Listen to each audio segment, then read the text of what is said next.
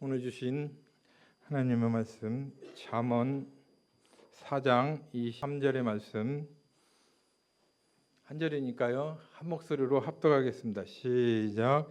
모든 지킬 만한 것 중에 더욱 내 마음을 지키라. 생명의 근원이 이에서 남이니라. 아멘. 오늘 말씀은 너무 짧아요. 아주 짧지만 이 짧은 말씀이 우리의 삶에 깊이 다 있는 말씀입니다. 내용은 이렇습니다. 모든 지킬 만한 것 중에 더욱 내 마음을 지키라. 그런데 왜 하나님은 많은 것들 가운데 특별히 마음을 지키라고 했겠습니까? 많잖아요. 우리의 그 삶 중에 일어나는 많은 것 가운데 왜 마음을 지키라고 했겠습니까?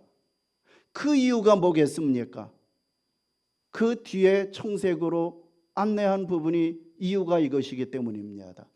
생명의 근원이 마음에서 나오기 때문이다 라고 말하고 있습니다. 이 말은 우리 인생의 방향도 마음에서 나옵니다. 그리고 우리의 삶의 힘도 마음에서 나옵니다. 우리의 말과 행동도 마음에서 나옵니다. 그리고 우리의 믿음의 상태까지도 결국 마음과 깊이 연결되어 있다는 것이죠. 그렇기 때문에 우리의 마음이 바로 서면 삶도 바로 설 수 있고, 마음이 무너지면 우리의 삶 전체도 흔들리게 됩니다. 우리는 살아가면서 마음이 흔들릴 만한 일들을 만납니다. 잘 살다가 어느 날 갑자기 큰 병 진단을 받을 수 있습니다. 그토록 믿었던 사람들에게 배신과 상처를 받을 수도 있습니다. 경영하던 우리의 사업장이 어려워질 수도 있습니다. 자녀 문제 때문에 마음이 심히도 어두워질 수도 있고 무거워질 수도 있습니다.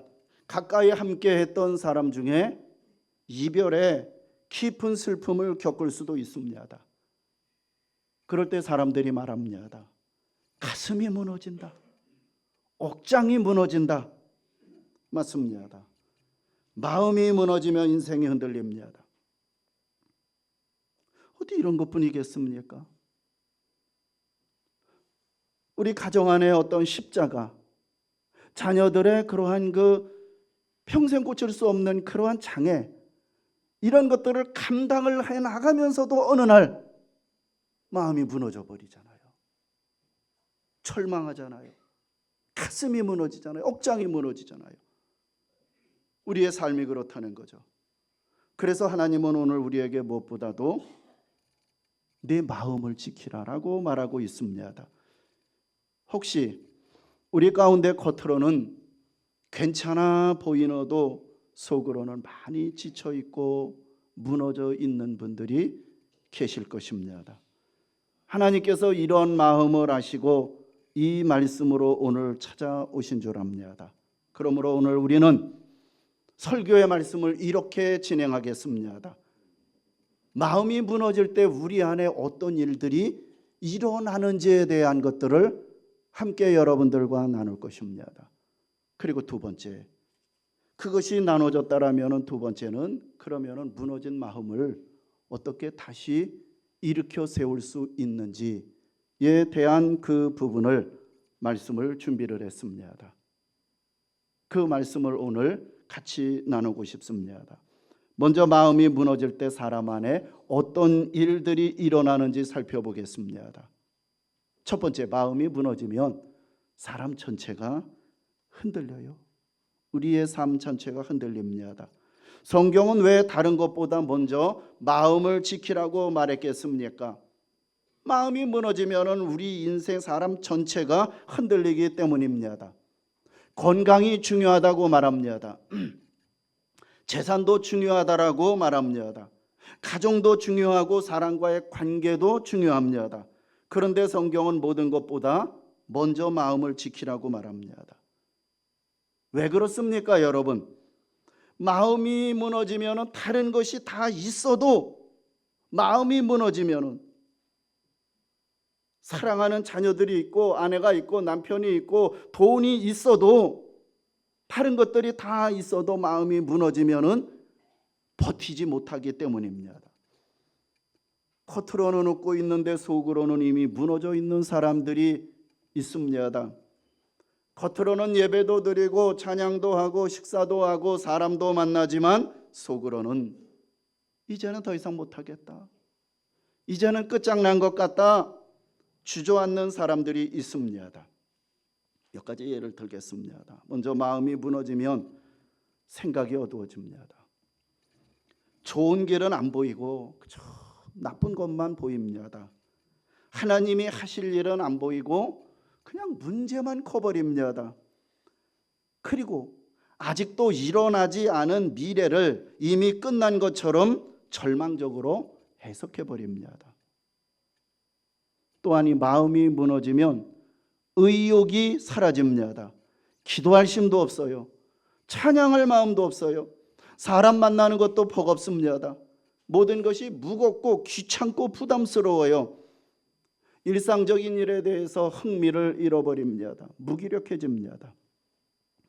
그리고 마음이 무너지면 관계도 흔들립니다.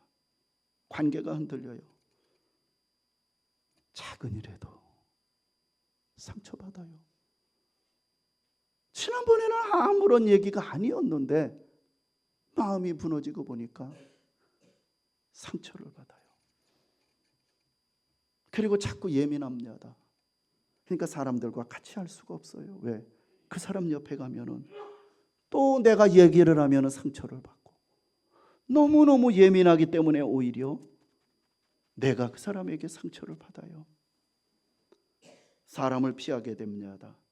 그러다 보니까 어떻게 됩니까? 더 외로워지게 되고 더 깊이 마음이 가라앉는 경우가 생깁니다. 무엇보다도 신앙도 흔들립니다. 예배를 드려도 마음이 안 열려요. 기도를 해도 말문이 막혀버려요. 그리고 찬송을 불러도 가슴이 메마르다는 거죠. 그러므로 중요한 것은 무너진 것 자체보다 그 무너진 마음을 누구에게로 가져가야 되느냐, 그것이 두 번째 나누고 싶은 주제입니다. 두 번째, 무너진 마음을 가지고 우리는 신앙인은 하나님께 나아갈 때에 다시 무너진 마음이 회복되고 일어날 수 있다는 거죠. 왜요? 하나님은 우리의 마음을 이미 다 알고 계시죠.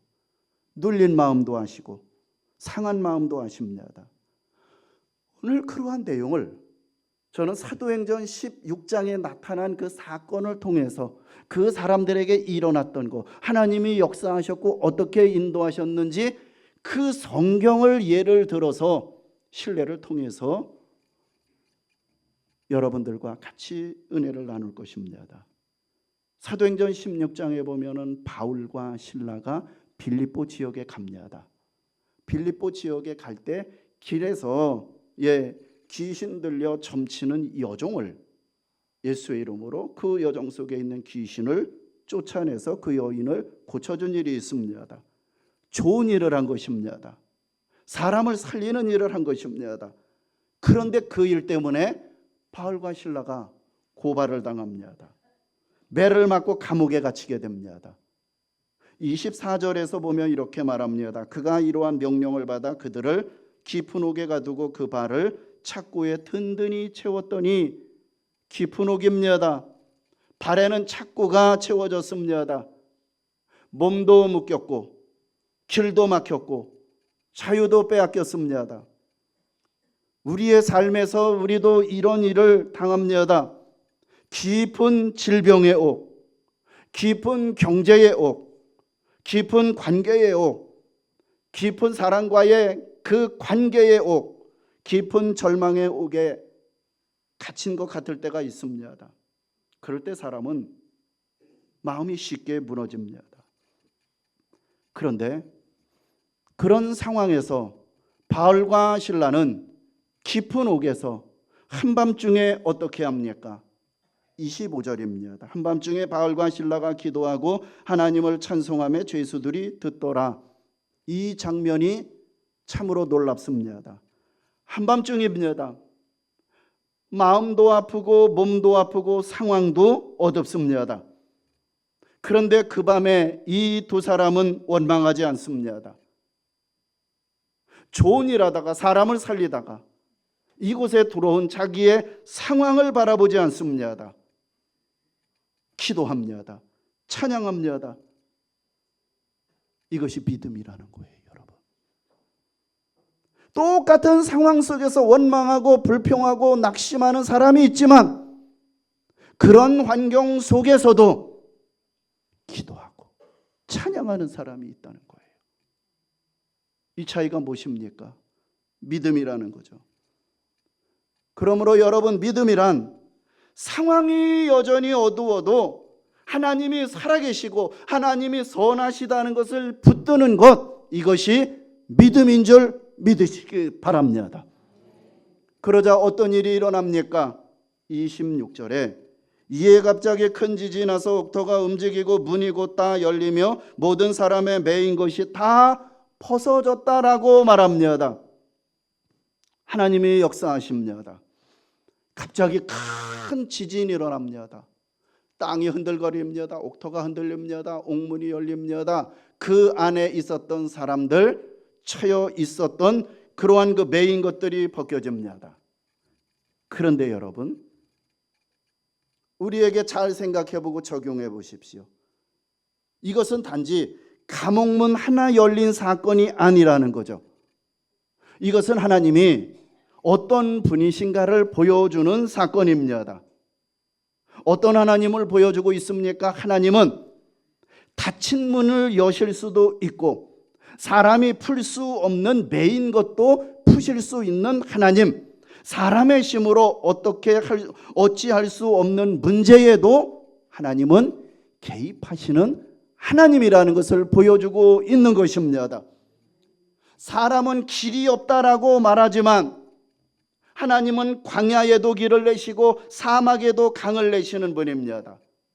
이사야 43장 19절에 보라 내가 새 일을 행할 것이니 이제 그 새 일을 행하는데 그것이 나타날 것이니 반드시 내가 광야의 길에 광야의 길을 사막에 강을 내리라라고 말합니다. 그런데 이 말씀대로 이미 이루어진 사건이 있어요. 이스라엘 백성들이 애굽에서 나와서 출애굽을 할 때에 앞에 홍해가 넘실거립니다. 뒤에서는 애굽 군대가 잡으려고 쫓아옵니다. 이러지도 못하고 저러지도 못하고 사면 초가에 갇혔습니다. 홍해 앞에 섰던 그 백성들, 그들의 눈으로는 끝이었지만 하나님은 어떻게 하십니까? 이사야 이 말씀대로 바닷 가운데 길을 내십니다. 출애굽기 14장 13절 14절 너희는 두려워하지 말고 가만히 서서 여호와께서 오늘 너희를 위하여 행하시는 일을 보라. 여호와께서 너희를 싸우리라 그랬습니다. 그러면서 그 홍해 속에 모세가 가지고 있었던 지팡이를 향하여 탁 내리쳤을 때 그 물이 쫙 두 갈래로 나면서 그곳에 길이 만들어지게 됩니다. 이사야의 이 말씀이 그대로 이루어졌던 사건입니다. 사람은 바다 앞에서 끝이라고 말했지만 하나님은 바닷가운데 길을 내시는 살아계신 하나님. 히스기야가 병들어 죽게 되었습니다. 죽을 병입니다. 사람의 눈으로 보면은 끝입니다. 그런데 그가 하나님 앞에 나가서 울며 또 울며 기도했을 때 하나님께서 생명을 연장해 주십니다. 그 내용이 이사야 38장 5절에 내가 내 기도를 들었고 내 눈물을 보았다 하나님이 말씀합니다. 여호사밧 왕 때도 있었던 일입니다. 모압, 암몬, 세일 이 연합해서 큰 군대가 유다 여호사밧이 다스릴 그때 큰 군대 연합군이 몰려왔습니다. 도저히 감당할 수 없는 위기였습니다. 백성들은 금식하며 기도하고 하나님께 부르짖고 찬양하기 시작됐을 때에 하나님께서 친히 싸워주십니다. 역대하 20장 22절은 이렇게 말합니다. 그 노래와 찬송이 시작될 때에 여호와께서 복병을 두어, 잘 보십시오, 칼을 들었을 때가 아니라 찬송이 시작될 때에 하나님께서 일하셨다라고 말하고 있습니다. 자, 다시 빙빙 돌다가 사도행전으로 다시 옵니다. 바울과 실라가 한밤중에 기도하고 찬양했을 때 하나님이 옥토를 흔드셨습니다. 사람은 감옥 안에 갇혀 있었지만 하나님은 감옥 밖에 계신 분이 아니라 그 감옥 한복판에서 하나님은 역사하셨습니다. 사람은 끝이라고 생각하고 말했지만 하나님은 한복판에서 이제부터 시작하고 계셨습니다. 우리의 삶에도 여러분 이런 일이 일어날 수 있습니다. 풀리지 않았던 일들이 서서하게 풀릴 때도 있지만 갑자기 풀릴 수 있습니다. 막혀 있었던 길이 열릴 수도 있습니다. 오래 붙들고 씨름하고 고생했던 질병도 하나님께서 고쳐 주실 수가 있다는 사실입니다. 그런데 우리가 꼭 기억해야 할 것이 있습니다. 그것은 이것입니다. 하나님의 역사는 언제나 내가 가지고 있는 성경 지식대로, 내가 오랫동안 신앙생활했던 그 경험대로만 역사하시지 않는다는 거예요. 내가 원하는 방식으로만 오는 것은 아니라는 거죠. 예를 들어 보겠습니다. 여러분들이 공감하는 내용입니다. 때로는 환경을 바꾸실 때가 있어요. 때로는 사람을 바꾸시고, 때로는 사람이나 환경 상황보다는 먼저 내 마음을 바꾸십니다. 감당할 수 있는 힘을 주시고 그것을 내가 수용하고 버틸 수 있는 힘을 주신다는 거예요. 어떤 때는 문제가 먼저 해결되고 어떤 때는 문제 속에서도 흔들리지 않는 믿음을 하나님이 주신다는 거예요. 여러분 공감하는 내용 아니겠습니까? 방식은 하나님은 역사하시지만 그 방식은 내가가 아니라는 거예요. 내가 원하는 방식이 아니라 이렇게든 저렇게든 하나님은 우리에게 하나님의 일하심을 보여준다는 사실. 분명한 것은 하나입니다, 여러분. 하나님께 이론 따질 필요 없고 경험 따질 필요 없고 과거에는 많이 해봤다, 그거 필요가 없어요. 분명한 것은 하나입니다. 하나님께 기도하고 찬양하며 나가는 사람을 하나님은 절대로 외면하지 않는다는 것입니다. 그러므로 마음이 무너질 때 먼저 해야 될 것은 하나님께 나가는 거예요. 기도하는 것입니다. 찬양하는 것입니다.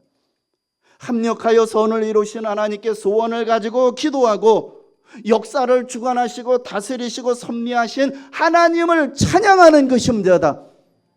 이 내용이 바로 로마서 8장 28절 내용 아니겠습니까? 하나님을 사랑하는 자 곧 그 뜻대로 부르심을 입은 자들에게 모든 것이 합력하여 선을 이루느니라. 당장은 이해가 되지 않아도 하나님은 결코 실수하지 않습니다. 지금은 어두워 보여도 하나님은 선하게 일하고 계십니다. 내 눈에는 막혀 보여도 하나님은 이미 다른 문을, 또 다른 문을 준비하고 계시는 여호와 이레의 하나님. 자, 오늘 여러분에게도 기도하고 찬양할 때에 경제의 옥문이 열리기를 바랍니다. 질병의 옥문이 열리기를 바랍니다. 폐배 꼬였던 사람과의 관계의 옥문이 열려지기를 바랍니다. 오랫동안 묶여왔던 두려움과 근심과 걱정과 나쁜 습관의 사슬이 벗어지는 역사가 일어나기를 바랍니다. 하나님은 능치 못함이 없습니다. 성경 다 같이 읽겠습니다. 시작. 하나님께서 그들을 보시며 이르시되 사람으로는 할 수 없으나 하나님으로서는 다 하실 수 있느니라. 그러므로 하나님을 너무 작게 보지 마십시오. 하나님을 우습게 여기지 마십시오. 하나님을 깔아뭉개지 마십시오. 하나님을 내 인생 속에서 제외시키지 마시기 바랍니다. 결국 역사와 인생은 하나님의 손에 있습니다. 인간의 살고 죽는 생사화복이 하나님의 손에 있습니다. 우리의 인생과 가정을 열고 닫는 권세가 하나님의 손에 있는 것입니다. 하나님이 역사하시고 함께 하시며 사람으로 할 수 없는 불가능이 가능케 되는 역사가 일어날 줄 믿으시기 바랍니다. 그러므로 마음이 무너질수록 더 기도하십시오. 더 찬양하십시오. 그럴 때 하나님께서 우리 가운데도 불가능을 가능케 바꾸시는 은혜를 베풀어 주실 줄 믿으시기 바랍니다. 주님은 우리의 약함을 아시고 우리의 눈물을 아시고 우리의 무너진 마음을 아십니다. 그리고 그 무너진 마음을 외면하지 않고 다시 일으켜 세워주시는 주님이십니다. 오늘 본문은 사도행전은 바로 그 무너진 마음의 무너진 상태를 보여주는 한 사람이 나옵니다. 계속해서 그 한 사람을 소개하겠습니다. 그것이 바로 빌립보 간수입니다. 27절에 보니 간수가 자다가 깨어 옥문들이 열린 것을 보고 죄수들이 도망한 줄 생각하고 칼을 빼어 자결하려 하거늘. 이 장면을 보십시오. 왜 이 간수가 이렇게까지 극단적인 선택을 하려고 했습니까? 왜요? 왜 자결, 왜 자살하려고까지 했겠습니까? 이 간수가 옥문이 열린 것을 보는 순간 그는 죄수들이 도망한 줄 생각했습니다. 확인한 것도 아닙니다. 죄수들이 정말 도망했는지 보지도 않았습니다. 보지도 않고 이미 결론을 내버렸어요. 이제는 끝났다. 이제는 내 인생 망했다. 차라리 죽는 것이 낫다. 이것이 무너진 무서운 마음의 모습입니다. 여러분, 마음이 무너지면은요, 한 가지 안 좋은 일을 보고 인생 전체가 끝난 것처럼 생각합니다. 한번 실패했다고 모든 것이 실패한 것처럼 생각합니다. 한번 상처받았다고 해서 앞으로도 다 그럴 것처럼 생각을 합니다. 한번 길이 막혔다고 영원히 막힌 것처럼 생각합니다. 목회를 하면서 종종 그렇게 듣습니다. 큰일 났다고 교회. 저는 감히 얘기합니다. 쓸데없는 얘기하지 말라고. 왜 큰일 나냐? 아니, 랄랄랄랄랄라 뜨겁게 기도 안 한다고 교회가 큰일 납니까? 큰일 나는 거는 당신이요. 그대로 얘기했습니다. 여러분, 한 사건, 한 일을 보고 큰일 납니까? 사람이 마음이 무너지면은 조그만 일 하나를 가지고 큰일 났다 오도방정을 떱니다. 얼마나 무섭습니까? 우리 이럴 때가 있지 않습니까? 문제가 하나 생기면 모든 것이 다 무너진 것처럼 느껴질 때가 있습니다. 과연 간수의 판단이 맞았습니까? 아닙니다. 28절에 보니까 바울이 간수에게 크게 이렇게 외칩니다. 자결하려고 하지 마라. 내 몸을 상하지 말아라. 우리가 도망가지 않고 다 여기 있노라. 얼마나 은혜로운 말씀입니까? 자기 손으로 자기 인생을 끝내려고 하는 사람에게 내 몸을 상하지 말라 이렇게 외칩니다. 여러분, 하나님의 말씀을 적용하고 묵상하는 실력이 여기서 나와야 됩니다. 이 말을 가지고 묵상하고 여러분 적용을 해보십시오. 자, 지금 이 말씀, 자기 손으로 자기 인생을 끌어내려고 하는 사람에게 바울이 내 몸을 상하지 마라 외칩니다. 저는 이 말씀이 우리 가운데도 하나님의 음성으로 그대로 들려지기를 바랍니다. 포기하지 마라. 네가 생각하는 것이 전부가 아니다. 내가 여기 있다. 이 말씀으로 우리가 하나님의 음성을 듣는 거예요. 포기하지 마. 내가 여기 있어. 네가 생각하는 것이 인생 전부가 아니야. 이런 하나님의 음성을 우리는 육신의 음성이 아니라 말씀을 통하여서 그 하나님의 음성을 들을 때 이것이 말씀을 통하여 인격적인 하나님을 만났다라고 간증할 수 있는 거예요. 저는 여러분들이 말씀 속에서 이렇게 적용이 되고 해석이 될 때 하나님의 음성을 들어서 여러분들의 간증에서도 말씀을 통하여 인격적인 하나님을 만났다라는 고백이 많아지기를 바랍니다. 그때 간수가 묻습니다. 30절에 바울에게 물어요. 선생님들이여, 내가 어떻게 하여야 구원을 받을 수 있으리까? 그런데 여러분 보십시오. 이 내용이 지금 구원에 대한 문제, 지금 자기가 죽으려고 하는 거예요. 죽지 마. 아니야. 내가 여기 있어. 라고 지금 만류를 한 거예요. 그때 이 간수가 물어놓은 거예요.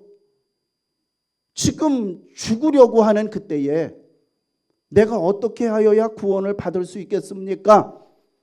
갑자기 구원의 문제가 나옵니다. 해석과 적용이 조금 필요하면서 구원까지 가야 되는 거예요. 어떻게 해요? 이 질문은 단지 죽어가지고 천국 가는 문제만 묻는 것이 아닙니다. 지금 이것은 어떤 상황입니까? 무너진 인생 한복판에서 터져나오는 절규예요.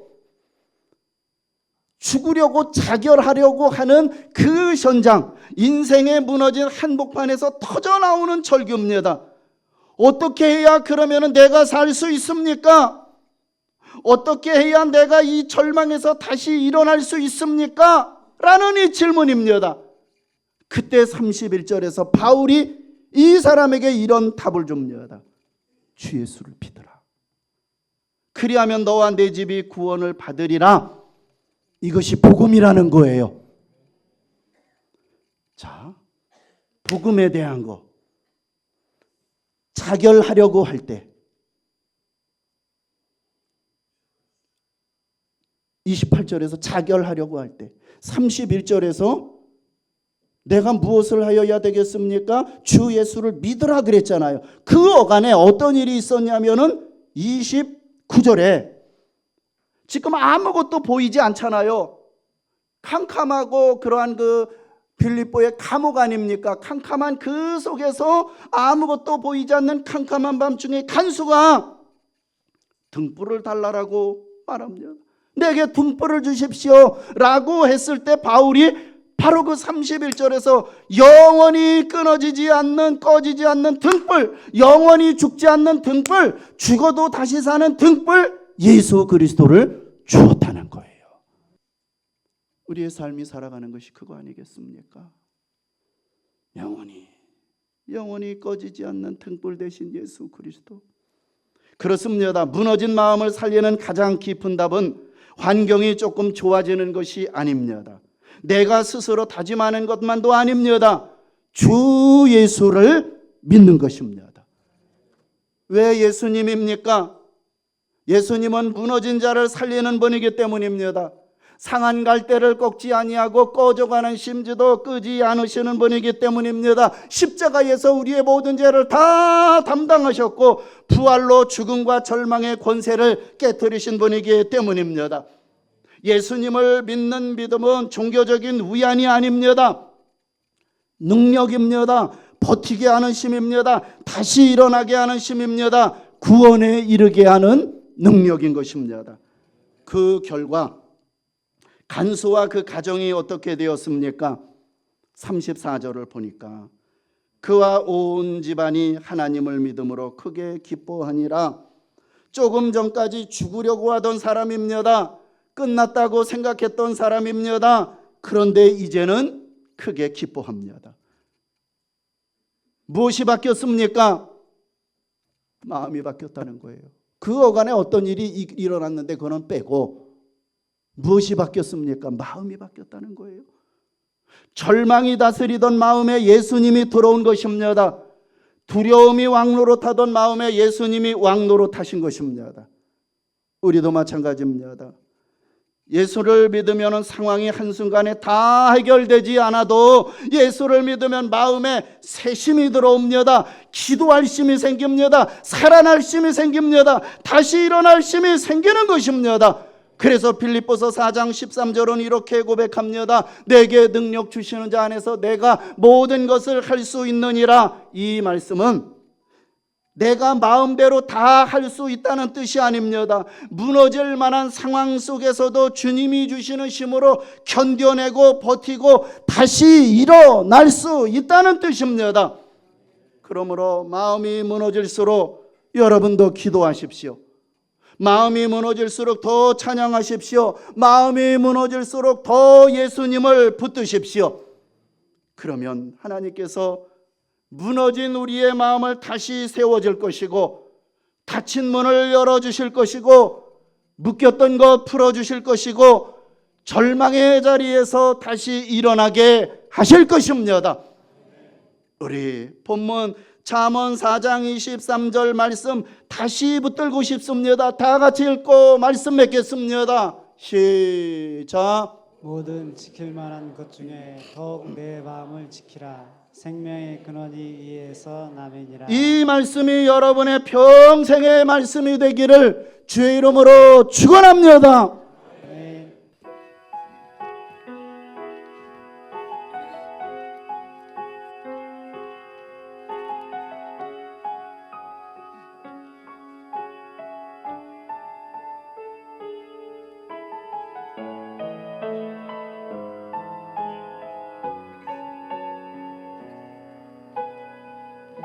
세상을 살아가는 동안에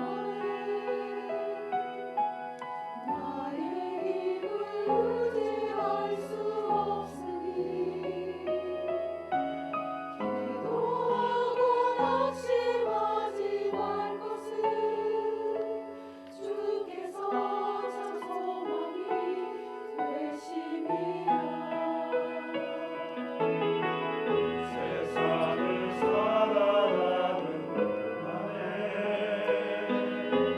나의 힘을 의지할 수 없으니 기도하고 낙심하지 말 것을 주께서 참 소망이 되시리라. 하나님의 꿈이